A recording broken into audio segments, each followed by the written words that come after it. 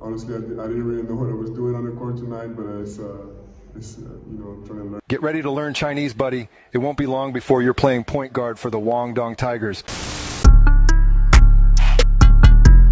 Please take everything that I'm about to say into this video with a grain of salt, bro. Like, off the rip, I'm not calling this man Victor Wembanyama a bust.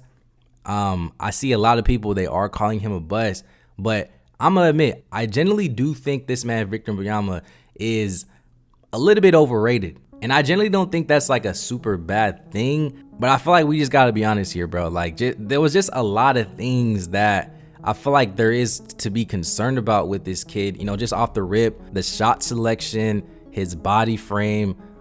He just looked pretty skinny out there. He didn't look strong and fluid or even, you know, balanced for his size. The decision making that he was making, you know, attacking triple teams and the IQ, like, nothing was just there for this kid. And I've said this in the past and I'll say it again, bro. I generally think that he personally needs to take a whole year off, similar to players like Chet Holmgren, Ben Simmons, you know, Blake Griffin. I know all those guys did get hurt and whatnot, but I actually do think it would be in his best interest. And I also think David Robinson too, from the San Antonio Spurs, I think back in 1985, I think he had to go fight in a war or something like that. He didn't actually come to the Spurs, I think, for a couple years later. May have to fact check that, but more of the stories, I actually do think just the type of build and the type of play style that Victor Wembanyama has and just the age and the size that he is, I actually do think it'll be in his best interest to actually take a year or two off if he wants to be the player that people are projecting him to be. I mean, I don't know, bro. I just think there's just a lot of things to be concerned about. And even just the summer league, like, I get it, bro. Not everybody's going to have the best summer league. Not everybody is going to have, you know, all-star level games and just dominating everybody. I think last year, Pella Charles, the #1 pick, he was going crazy. I forgot how much he had. I think he had over 20, but he just looked fluid. You know, like, there's certain players when you watch their game, even the summer league. For example, Keegan Murray with the Sacramento Kings. Like, you can just tell he's just steps ahead of everybody. You know, he dropped 41 points the other day. His shots were just looking super easy. He just looked super comfortable out there. He just looked like a prototypical, you know, NBA player. Same thing with Sharif Cooper yesterday, with him dropping 27 points, 8 for 11 from the field. Like, even that Champagne dude that was hitting crazy threes yesterday on the San Antonio Spurs, like, there are certain players when you watch them, the game just comes easy. They look dominant out there and they don't really have to try too hard in the summer league. But it's like whenever you watch Victor Wembanyama, it just looked like he was lost out there. I mean, even in his own words, he said that, you know, he didn't even know what he was doing out there. And it looked like he didn't know what he was doing out there. But, you know, like I said, I'm not saying that he had to have the craziest summer league debut or anything like that. But, you know, I feel like there was just a lot of things that was more concerning than that was actually in his favor yesterday. And I just don't think that's honestly a good look for him or even like the San Antonio Spurs.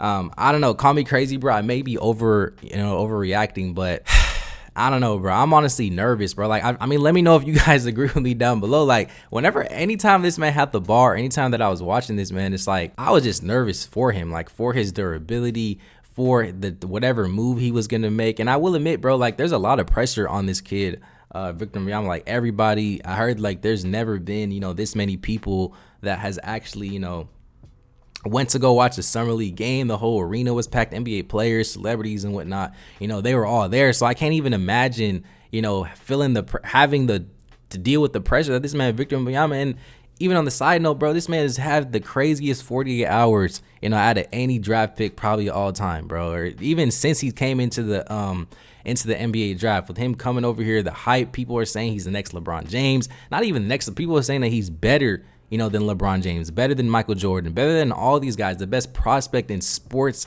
history, bro, not just basketball, like sports history. And then you have to deal with the whole scandal with Britney, I was finna say Brittany Renner, bro.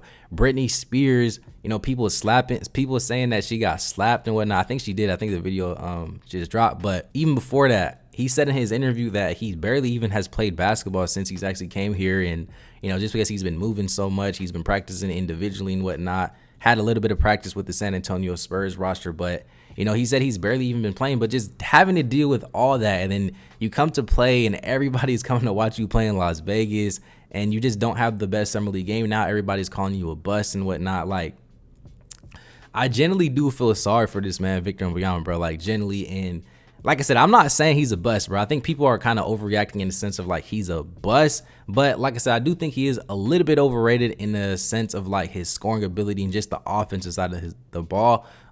I think we'll get a little bit more in depth a little bit later. But I also do want to mention real quick, like, I know everybody's talking about whenever he got dunked on by Kai Jones, like, and people are saying he's a bust specifically because of that. Guys, like, if you're a defensive player, if you're known to be a shot blocker, if you're a rim protector, you're going to get dunked on. Like, that's just, it's inevitable. No matter, how good you are defensively, like, everybody gets dunked on, bro. LeBron's got dunked on. Rudy Gobert gets dunked on all the time. Kristaps Porzingis, Joel Embiid, like, everybody's going to get dunked on. And if you're going to try people, if people are going to try you at the rim and you're, like I said, you're known to be a shot blocker, eventually you're going to get dunked on. And that's unfortunately what happened to Victor Wembanyama. And I don't think it's honestly that serious. Let me fix this in the back. Shout out to Kai Jones too. I think I looked at the stat line, didn't look like he had like a crazy game from a points perspective, but just from a presence perspective and an energy perspective, he's a player that I personally would want on my team.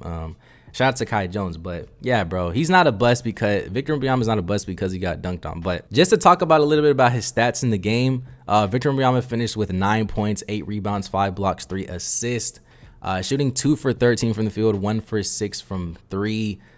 3 turnovers on 27 minutes from the game. Like I said, there was just a lot of things that I felt like were more concerning than things that he actually did good. Just some quick things that I do want to point out here. I don't want to make this video too long, but just some quick things to point out here. Like I said, like, I think everybody can agree that this man just looks too skinny out there, bro. Like, he just looks too scrawny. He just looks not as agile. He just didn't look comfortable. He just doesn't look strong. And you can just tell with just whenever he would attack, the rim, or he would try to back down certain players, like, he was getting ripped, like, he was really getting ripped out there. He was falling everywhere. Like, anytime this man would fall, like, I'll just be, holding my heart. Like, there was just a lot of things to be concerning about his, from his physical strength perspective. And that's why I generally think, bro, it would be in his best interest to actually, take a year off, bro. I'm telling you, like, people may call me crazy for saying that, but he's just not durable, bro. And there's just no way that if he can't, dominate and score in a summer league game against, guys like Kai Jones and Brandon Miller and whatnot, which we will get a little bit to more later. If he can't, dominate those guys from a physical standpoint, like, there's just no way, bro. There's just no way that he's going to be able to do what people are kind of saying he's going to do against guys like the Joel Embiids and the Rudy Goberts and the, Nikola Jokic's and the LeBron James and just the Steven Adams. Like, there's just no way, bro. And I'm just nervous from that perspective. Another thing that I also had to write down here, his decision making with his dribble moves. It just looked like there was just no IQ being shown there whenever he would try to take somebody off the dribble. Instead of attacking the open space, he would try to, attack his defender, and then he will also go towards the other help side defender, and then will try to do a spin since there's 2 people, attacking him, and then somebody would be right there to kind of rip him, like, and then he would just fall. Like, it just didn't look good any time that he would try to take somebody off the dribble. And I feel like, I'm not saying he's too tall to be doing all that, because, like, that is his game. But, bro, like, teams are going to figure out that he doesn't have the dribble capabilities that people are saying that he does. And he's going to get ripped a lot, bro. Like, just the fact that he's dribbling the ball so high up and he's already so so tall. So it's inevitable that, smaller guards are going to be very pesty. So, yeah, I generally do think he's going to have to improve from a dribble perspective and just the IQ perspective, because teams are going to figure that out, bro. Teams are going to figure that out. It just looks like he was dribbling blindly, and he didn't realize, like, there's other players on the court that can come from the opposing end and just rip him in.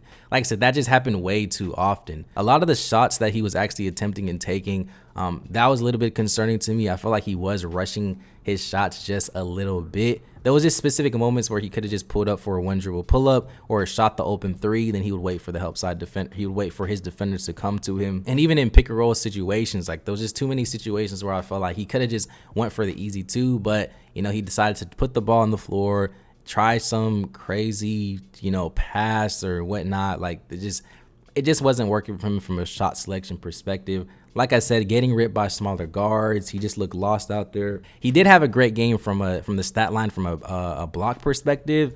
I think he finished with 5 blocks in the game, which is, pretty good. But that's what I've been trying to tell people. At the very end of the day, the worst player that I generally think he can be is a, rim protector. I think he's going to have a longevity in the league if he does stay healthy. That's what he's going to be his main best skill. In my personal opinion, the offensive work, I think that's definitely going to have to improve. But like I said, like, I'm not saying he's a bust from a one night perspective, but I do think he is a little bit overrated. And I do think he's a player that I just need to see, be more dominant out there on the floor. Like, I'm watching other players out there, not even just that game, just overall summer league. And I think there's just a lot of players that can get a basket easier, that can just dominate, a lot easier than he can. And I don't know how he's gonna drop over 30 points in a game, bro. Like, I may be wrong. I really hope I'm wrong here, but I don't know how he's gonna score that many points, bro. Like, if they don't figure something out, the San Antonio Spurs don't figure something out for him to get easy buckets and for him to not, shoot, one dribble pull-ups and one dribble 3-point shots from half court and whatnot, bro. Like, it's just not gonna work out, bro. I'm telling you right now, it's just not gonna work out. Like I said, my advice, bro, he really needs to stay and just not play for a whole year. Come back the next year or the year after that when he's a lot stronger. He's more balanced. He has a stronger core and whatnot. If he can do all that, bro, I'm telling you, he will definitely have a better rookie season, in my personal opinion. Real quick, I do feel like we have to touch upon Brandon Miller. He was also in this game as well, the second overall pick in the 2023 NBA draft. I don't think he had the best night as far as from a scoring perspective, but there was definitely some flashes that I did like from Brandon Miller. And I do like the fact that he was just a lot more aggressive as well. He attempted more shots. I think he only made like 3 or 4 threes in this game. I think he attempted 10. And I also love the fact that he, took on Victor Wembanyama defensively. He had a few rips on him, and he was going toe to toe. Like, I think the energy levels were there. I do think he still could be even a little bit more aggressive just from what I've seen him at Alabama. But nonetheless, I do think he's slowly getting a lot better. I think he's starting to understand the moment and the player that people may be giving up on him already, bro. As crazy as that sounds, but I think Brandon Miller,